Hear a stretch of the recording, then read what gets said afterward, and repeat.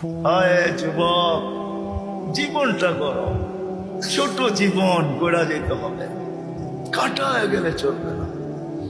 যে গড়া যাবে সেই আল্লাহর কাছে স্থান পাবে, পরিচয় পাবে, পরিচিতি পাবে। এই জন্যই সাহাবা ইকরাম জীবন করার পিছে দৌড়াইছে। যুবকও আজকে তো জান্নাতের আলোচনাই নেই। আগে যদি আসতাম তাহলে শুনাইতাম জান্নাত কাকে বলে। হায় যুবক, কিসের জন্য পাগল হয়ে গেলাম? এই 60-70 বছর এই সামান্য দুনিয়ার জন্য হারায় দিলাম। এখন তো মেসেজ দেয় একটা করে আরেকটা, ঠিক না? এক মাসে 14 তারিখ আছে না? একটা মাস বাংলাদেশে 14 তারিখ আসে না? 14 তারিখ, হ্যাঁ, মেসেজ দিছে একটা। জাজপুরের জায়া দেখে, ত্রিমোহনীতে জায়া দেখে জুতা লয়া খাড়া রয়েছে। হায় হায় হায়, কক্সবাজার জায়া জুতা দেখে আসছে, ঠিক না? জুতা চিনেন? কিসের জুতা? বার্মিস জুতা। কেন বার্মা কাছে না? হ্যাঁ, রোহিঙ্গা গো জুতা দেখে আসছে? না না না না, বারবার তাকাইছে সৈকতে, যে একজনের দিকে জুতা খুলে দেখা দিছে সাইজ একবারে, আরেকবার দেখবি তো সাইজ। যুবক, কসম খোদার, জান্নাত সৈকত রাখা আছে। চোখে চোখ লাগতে দেরি, বুকে লাগতে দেরি হবে না। জান্নাত সৈকত আছে। বাংলাদেশের সৈকত দুইটা, একটার নাম কুয়াকাটা, একটার নাম কক্সবাজার। জান্নাত সৈকত দুইটা, একটার নাম বাইদাজ আর একটার নাম বাইদাখ। দুইটা সৈকত আছে জান্নাতে। সকালে এক জায়গায় যাবে, বিকালে এক জায়গায় যাবে, চোখে চোখ পড়বে, আয়সা বুকে লাইকা বলবে আনা হুব্বি আনা হুব্বুক ওয়া আনতা হুব্বি, আমি তোর ভালোবাসা, তুই আমার ভালোবাসা। লিমাদা আখারতা, এত দেরি করলি কেন? কোভিড থেকে বসে আসি, ডানা কাটা পড়ি, তুই কই ছিলি এতদিন? হ্যাঁ, যার হাঁটু পর্যন্ত মুস্ক দিয়া, যার কমর পর্যন্ত আম্বর দিয়া, যার কাঁধ পর্যন্ত জাফরান দিয়া, উপরটা বানাইছেন কাফুর আল আবিয়াস দিয়া, যে 120 ফিট লম্বা, চুলগুলো 120 ফিট লম্বা। আল্লাহর রাসূল বলছে লাউ বাদাগা সাবাতি আবহুর লাসারা আজবা, 7 সমুদ্রে থুতু দিলে পানিগুলো মিঠার মতো হয়ে যাবে, মধুর মতো মিষ্টি হবে। বল যুবক, ওই ঠোঁটে কিস লাগাইলে কেমন মজা হবে? ভাঙ্গেই বলে দিলাম, বল ওই ঠোঁটে যদি কিস লাগায় কেমন মজা হবে? ঠোঁটে ঠোঁট লাগলে কেমন মজা হবে? যার থুতুতে এত মজা। আল্লাহ রসুল বলছে হায় হায় লাউ যাহিকা আলা দুনিয়া লাতানাব্বারাতিদ দুনিয়া কুল্লা, একটা হাসি দিলে সৌরজগৎ আলোতে আলোকিত হয়ে যাবে। লাউ কাশাফা সাকাইহি লাগাবাতাউ শামস, পাউটা খোলা দিলে সূর্য চিরদিনের জন্য আলো হারায় ফেলবে। একটা চুল যদি আকাশের নিচে নাড়া দেয় লাতাআত্তারাতিদ দুনিয়া কুল্লা, পুরাটা দুনিয়া সুঘ্রাণে মোহিত হয়ে যাবে।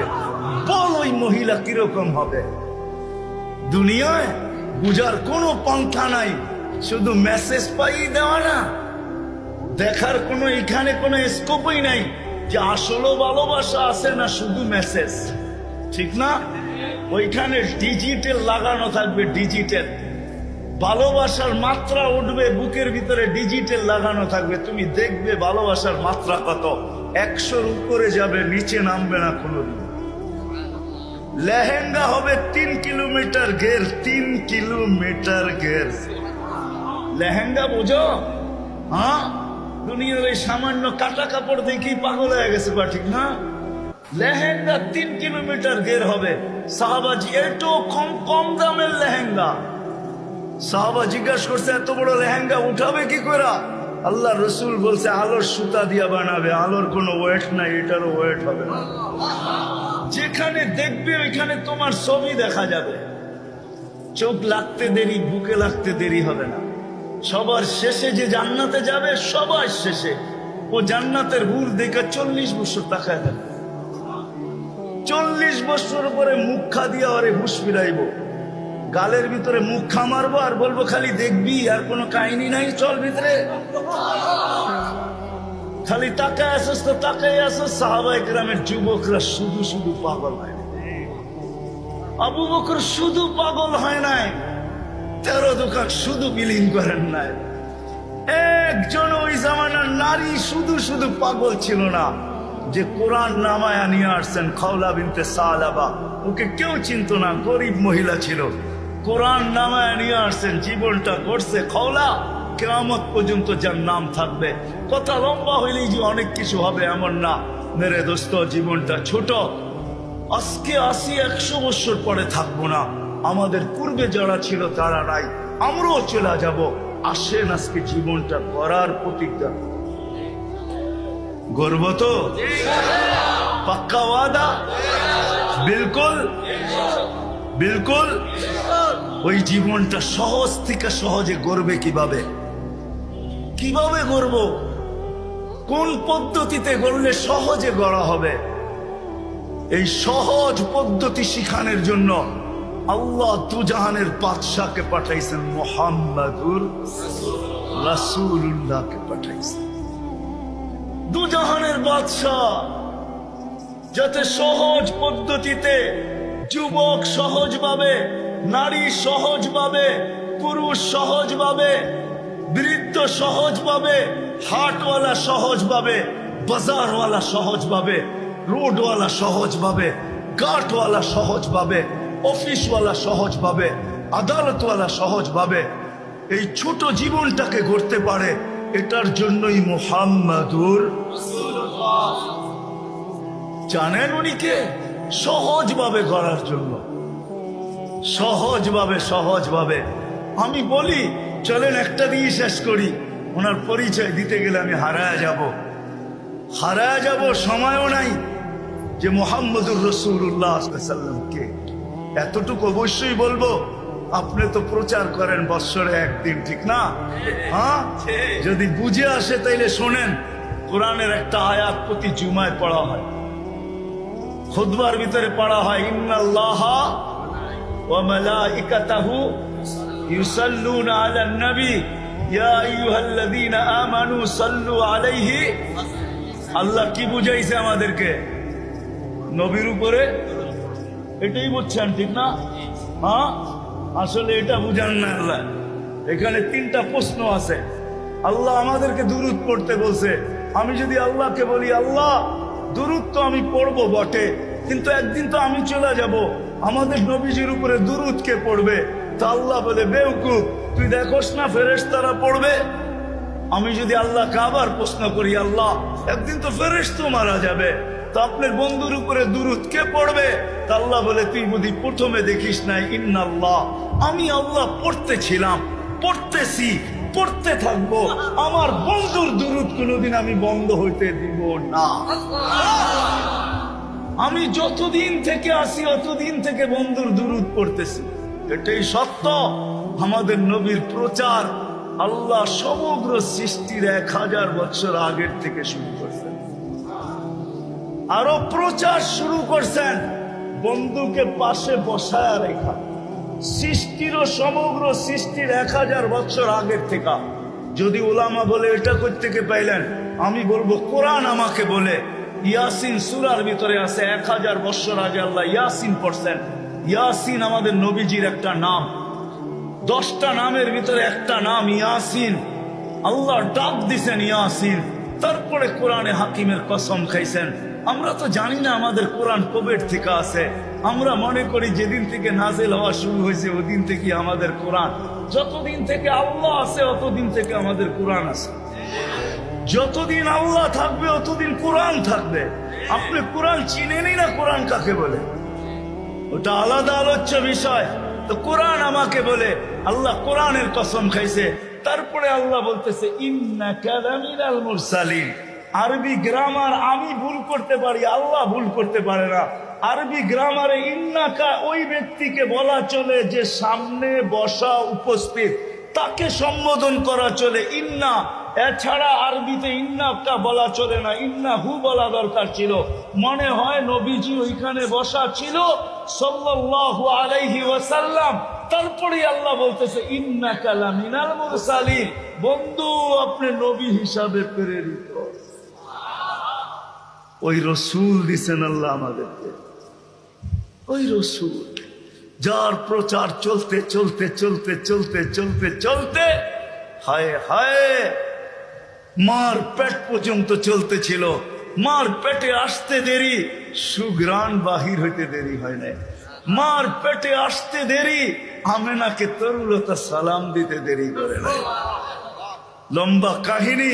ওই রসুল আসছেন যেন সহজে, প্রত্যেক ব্যক্তি সহজে সহজে ওই পদ্ধতি নিয়ে আসছেন। আমি তো বলি, হায় সারা দিন যেই অটোওয়ালা নামাজ পড়তে পারে নাই, সারা দিন যদি অটোওয়ালা নামাজ না পড়তে পারলো, আমার কোনো আক্ষেপের বিষয় না। কিন্তু যখন ঘুমাইতে গেল, তখন ঘুমের বিছনায় যায় যদি এতটুকু বলতে পারে যে মালিক, সারাদিন অটোতে ছিলাম, রাখারও সুযোগ ছিল না, আমারও পেটের টান ছিল, বাচ্চা কাচ্চারও পেটের টান ছিল, আয় মালিক সারাদিন অটোতে কাটায় দিছি, তোর ডাকে সাড়া দিতে পারি নাই, এখন ঘুমাইতে চলছি, ঘুমো তো মউত, জানি না সকালে তুমি উঠাবে কি উঠাবে না, যদি না উঠাও তো মালিক এই মুহূর্তে আমি তওবা করে ঘুমাইতে চাই, সারা দিন তোর ডাকে আমি সাড়া দিতে পারি নাই, এখন কিন্তু আমি তওবা করে ঘুমাইলাম। যদি ঘুমায় গেল তো কোরআন আমাকে বলে ইন্নাল্লাহা ইউহিব্বুত তাওয়াবিন, ওই ব্যক্তির তওবা আল্লাহর কাছে গ্রহণযোগ্য হবে। ইয়া কওমি ইস্তাগফিরু রাব্বাকুম ইন্নাহু কানা গাফফারা, তার তওবা কবুল হবে। শুধু কবুল হবে না, সে আল্লাহর প্রিয় পাত্রদের অন্তর্ভুক্ত হবে, ওই লিস্টিতে তার নামও হবে। যদি আজকে বাইকওয়ালা, সিএনজিওয়ালা সারা দিন নামাজ পড়তে পারলো না, আমার কাছে কোনো আফসোসের বিষয় নাই। যদি ঘুমানোর সময়ও যদি একটু তওবা করে ঘুমাইতো। কিন্তু কয়জন আছে এই মজলিসে, কয়জন যুবক পাওয়া যাবে সারা দিন আল্লাহর ডাকে সাড়া দিতে পারে নাই? আল্লাহ ডাকছে তারপরও আসে নাই, 99 পদের মালিক ডাকছে তারপরও আসে নাই, অথচ দুনিয়া সামান্য একজন পদস্থ মানুষ ফোন করতে দেরি, শরীর দিয়া খাম ছড়তে দেরি করে না। অনেকের তো লঙ্গিরও খবর থাকে না, এমন দ্রুত গতিতে ছুটতে থাকে। 99 পদের মালিক আল্লাহ ডাকছেন, তারপরও তুমি আসতে পারো না। কমসে কম যদি এতটুকুও করতে, আমাদের নবীজি কোরআন নিয়ে আসছেন, ওনার উপরেই কোরআন নাজিল হয়েছে। কোরআন আমাকে শিখাইতে চাইতেছে ইন্নাল্লাহা ইউহিব্বুত তাওয়াবিন। ও বান্দা, পাঁচ বারস নাই, তাতে কিছু আসে যায় না, তওবা তো করতে পারিস। হ্যাঁ বলেন, কয়জন বাইকওয়ালা তওবা করে ঘুমায়? ও যুবক বলো, কয়দিন তওবা করে তুমি ঘুমাইছো? বলো, তোদের পায়ে হাত রাখি, বলো কয়দিন তওবা করে ঘুমাইছো? আল্লাহর রাসূল নিয়ে আসছিলেন সহজ পদ্ধতি। নারীর জন্য ভিন্ন, যুবকের জন্য ভিন্ন, পুরুষের জন্য ভিন্ন, বৃদ্ধের জন্য ভিন্ন, ধনীর জন্য ভিন্ন, গরিবের জন্য ভিন্ন, সহজ পদ্ধতি নিয়ে আসছিলেন।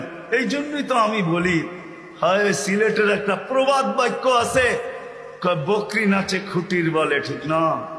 আমাদের তো সামনেও খুঁটি, পিছেও খুঁটি। আমাদের নবীজি আল্লাহকে বলছেন আনতা রব্বুল করিম, আলাইসা আনতা রব্বুল করিম, আপনি কি রব্বে করিম না? আলাস্তু নবিয়্যির রহিম, আমি কি নবী রহিম না? ফাকাইফা তুযায়্যু হাযিহিল উম্মাহ বাইনাল করিম ওয়ার রহিম। শুরুতে আপনি, শেষে আমি, উম্মত জাহান্নামে চলে যাবে, আমি মনকে বুঝাবো তো বুঝাবো কি করে? তো আল্লাহ বলতেছে কাসামতুল কিয়ামাতা কিসমাইন, কিয়ামতকে দুই ভাগে ভাগ করছি। আনতা তাকুল উম্মতি, আমি জানি আপনি উম্মতি বলে চিৎকার দিবেন, আমি বলবো সালতু তা, আপনি যা চাবেন তা দিব। শাফি তু শাফা, আপনি যা সুপারিশ করবেন আমি মঞ্জুর করবো। কিয়ামত আপনার আর আমার। আমাদের সামনেও খুঁটি, পিছেও খুঁটি। ওই রসুল পাওয়ার পরেও যদি আমরা জীবনটাকে গুছাইতে না পারি, আমাদের চেয়ে হতভাগা কেউ হবে না। আসেন, শিখতে হবে, এটা ওয়াজ দেওয়া হবে না, শিখতে হবে। শিখার জন্যই আল্লাহ বাংলাদেশের জমিনকে ক্ষেত্র বানাইছেন। সারা দুনিয়ার থেকে সহজ ক্ষেত্র বাংলাদেশের জমিন। এরকম জমিন মক্কা, মদিনা, বাইতুল মুকাদ্দাস ব্যতীত দুনিয়ার কোথাও আমি যতটুকু ঘুরছি অতটুকু পাই নাই। আমি সাহারা মরুভূমিও চৈসা দেখছি, আফ্রিকার জঙ্গলও চৈসা দেখছি, দুনিয়ার উন্নত থেকে উন্নত দেশও চৈসা দেখছি, গরিব থেকে গরিব দেশও যায় দেখছি, আরে দ্বীপ দেশও যায় দেখছি। কোথাও এরকম পরিবেশ পাই নাই যে পরিবেশ আমাদের দেশে আছে। কদমে কদমে ওলামায়ে কেরাম আছে, হক্কানি আলেম আছে, মক্তব আছে, মাদ্রাসা আছে, হেফজোখানা আছে, মসজিদ আছে, আল্লাহওয়ালা আছে। বাংলাদেশের মতো ক্ষেত্র দুনিয়ার কোথাও নাই। এই জন্য সহজ জীবন গড়ার সবচেয়ে সুযোগ আমাদের দেশে। এই জন্য পায়ে হাত রেখা বলবো, আসেন নবীর আদর্শে নিজের জীবনটাকে গড়ি। নবীর আদর্শের সবচেয়ে বড় আদর্শ যেটা ছিল মুসলমান হিসাবে, ইমান তো মাতৃ উদরই আল্লাহ দিয়া দিছেন। দুনিয়াতে পা রাখতে দেরি, আজান আর একামত কানে আসতে দেরি হয় নাই। আমি এটা বলবো না আপনাকে আপনার ভিতরে ইমান নাই, ইমান তো মার কুলের থেকেই আমরা নিয়ে আসছি। আসতে দেরি, আজান একামত দিতে দেরি হয় নাই। শুধু ইমানের পরে সবচেয়ে বড় আদর্শ যেটা, আল্লাহ রসুল মার পেটের থেকে আসতে দেরি, চাদরে রাখতে দেরি, হায় হায় হায় সেজদা করতে দেরি করে। মেসেজ দিছেন আমাদেরকে, যুবক নামাজ ছাড়া আমার কাছে কোনো পরিচয় নেই। নবীর কাছে যদি পরিচয় না পাও তাহলে আল্লাহর কাছেও পাওয়া যাবে না। দুনিয়াটা কাইটা তো যাবে বটে, কিন্তু ওই জগৎটা কাটবে না। যদি চাও যে আমি জান্নাতের নেয়ামত চাই, যেটার বর্ণনা দিয়ে শেষ করা যাবে, তোমাকে কতটুকু বর্ণনা দিব, ওটার জন্য আলাদাই একটা আলোচ্য বিষয় চাই, যে জান্নাতে কিনা আছে, সব জান্নাতে রাখা আছে। বলো কেমন মজা হবে? প্রতি শুক্রবারে আল্লাহ আমাদেরকে দাওয়াত খাওয়াবে। আজকে কি গেল শুক্রবার, প্রতি শুক্রবার আল্লাহ দাওয়াত খাওয়াবে। হ্যাঁ, কি বাবরচি দিয়া পাক করবে, ঠিক না? কুদরত দিয়া পাক করবে, কুদরত দিয়া। নিজের জান্নাতে যদি 1 কোটি আইটেম হয় তো আল্লাহ 1000 কোটি আইটেম দিয়া খাওয়াবে।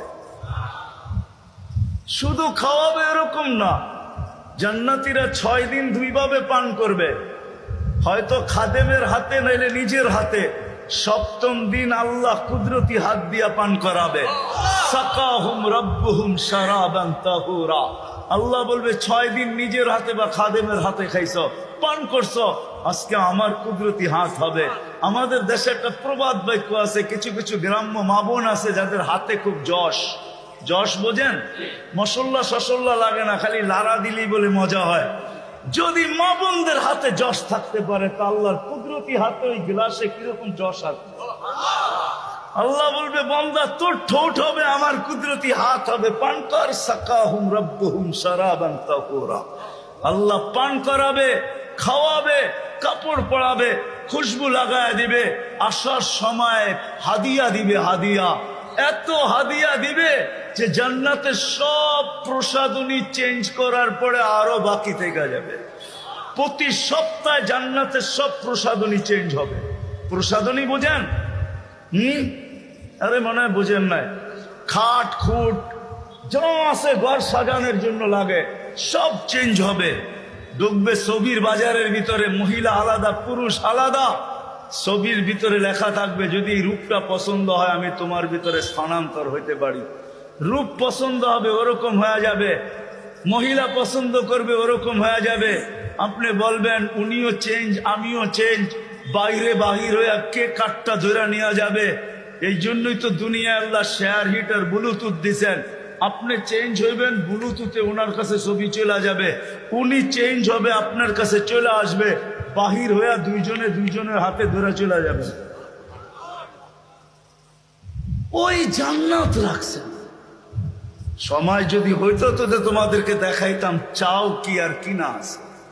সাহাবা এই জন্যই পাগল হয়েছেন। আসেন ওলামাদের সোহবতে, আল্লাহওয়ালাদের সোহবতে নবীর আদর্শ শিখি, আর সহজ আদর্শের মাধ্যমে আমার জীবনটাকে গড়ি। কি করবো তো? শিখবো তো? হ্যাঁ। আর আল্লাহ রসুলের আদর্শের ভিতরে সবচেয়ে বড় আদর্শ 5 ওয়াক্ত নামাজ। কি? হ্যাঁ, আজকের থেকে কে কে ছাড়বে নামাজ দেখি? আর পড়বে কে কে? পড়ার ওয়াদা কে করতে পারে যে কোনো অবস্থায় নামাজ ছাড়বো না? নামান। আপনারা আমার চেয়ে ভালো ছিলেন আব্দুল কাদের জিলানী রহমতুল্লাহ আলাইকে, ঠিক না? হ্যাঁ, আব্দুল কাদের জিলানী পীরানে পীর, বড় পীর। আসলেই উনি পীরানে পীর, আসলেই উনি বড় পীর। সমস্ত পীর উনার নিচে। আব্দুল কাদের জিলানী, তরিকায় কাদেরিয়ার মোজেদ আব্দুল কাদের জিলানী আল হাসানি, উনি লেখছেন নামাজ নাও পড়তে পারো, আল্লাহ তোমাকে কিচ্ছু বলবে না, কিন্তু শুকর অবশ্যই বলবে যে আল্লাহ সৃষ্টির ভিতরে আমি নিকৃষ্ট বটে, আমার চেয়ে নিকৃষ্ট তুমি কাউকে তৈরি করো নাই, কিন্তু যে ডাকার পরেও নামাজ পড়লো না আমার চোখেও আমার চেয়েও নিকৃষ্ট। ছাড়তে পারেন কিন্তু শুকরের চোখে আপনি ওর চেয়ে নিকৃষ্ট হবেন। আল্লাহ জিজ্ঞাসা করছে কেন? বলছে কিয়ামতের দিন আমি মাটি হব, ও জাহান্নামের ইন্ধন হবে। সে যুক্তিও দিছে। এই জন্য আজকের থেকে আর নামাজ ছাড়বো, হক্কানি আলেমদের কাছে যায় নবীর আদর্শ শিখ। শেষ কথা, এতটুকু ছাড় দিছেন, মান তামাসসাকা সুন্নতি ইনদা ফাসাদি উম্মতি ফালাহু আজরু মিয়াতি শাহীদ। আল্লাহর রাসূল আমাদের জন্য সুযোগ দিছেন, একটা সুন্নত ধরেও যদি লটকায়া থাকতে পারি, ঝুলা থাকতে পারি, আর এই ঝুলন্ত অবস্থায় যদি কবরে পৌঁছতে পারি, তা আল্লাহর রাসূল ওয়াদা দিতেছেন যে আমার আল্লাহ আমাকে জানায় দিছেন 100 শহীদের মালা নিয়ে তোমাকে স্বাগত জানাবো। এই জন্য আদর্শ শিখি, আর আদর্শ উলামাদের কাছ থেকে শিখি, হক্কানি আলেমদের কাছ থেকে শিখবো তো। আর এই মাদ্রাসা মক্তবগুলার সাথে, মসজিদের সাথে, মাদ্রাসার সাথে, মক্তবের সাথে, হেফজোখানার সাথে সংযুক্ত হই, নিজেকে সংযুক্ত করি। এই উম্মতের জন্য সুবর্ণ সুযোগ। এই উম্মত এক নেকি দিয়া জান্নাতে যাবে। কয় নেকি দিয়া? বিশ্বাস হয় না? হয় কি? বুঝা না বুঝা? শুনছেন কোনদিন? না শুই না। দলিল আছে? চলেন দলিল দেই। এক ব্যক্তির কিয়ামতের দিন এক নেকি দরকার হবে পাশ করার জন্য। আল্লাহ বলবে নিয়ে আয়, তো কিয়ামতের মাঠে ঘুরে আসবে, আপনজনরা কেউ দিবে না। যখন ফিরত আসবে নৈরাশ হইয়া, তো দূরের থেকে একজন ডাকবে, ওই এদিকে আয়। তো যে দেখবে বলবে তোর চেহারার এই অবস্থা কেন? বলছে যাদের কাছে বললে কাজে লাগতো তাদের কাছে বলছি, কোনো কাজে লাগে না, তোমাকে তো চিনি না, কি কাজে লাগবো? বেউকুব, কাজে লাগুক আর না লাগুক, তোর চেহারার অবস্থা তো দূর অবস্থা, কমসে কম ভিতরের ব্যথাটাও একটু কমবে। তো জিদের ঠেলায় বলবে এক নেকি লাগবে, এক নেকি। তো বলবে এক নেকি, বুঝা দেখিস কিন্তু, এক নেকি লাগবে, বেশি লাগবে না। রাগ হয়ে বলবে বাবলো এক নেকি লাগবে, ডাকছে না, আরো রাগ হয়ে যাবে, এক নেকি লাগবো বেটা। তো জ্যাবেরতে বাইর করে বলল এক নেকি, জানছে বাবা এক নেকির লিগে চেহারার এই অবস্থা। তো খুশিতে আটখানা হয়ে দৌড়ে আল্লাহর কাছে যাবে। আল্লাহ জিজ্ঞেস করবে এত খুশি কেন? নেকি নিয়ে আসছি। তোর এই মাঠে কে দিল? আপনি ভাবছেন আপনি একাই আছেন, আর কেউ নাই।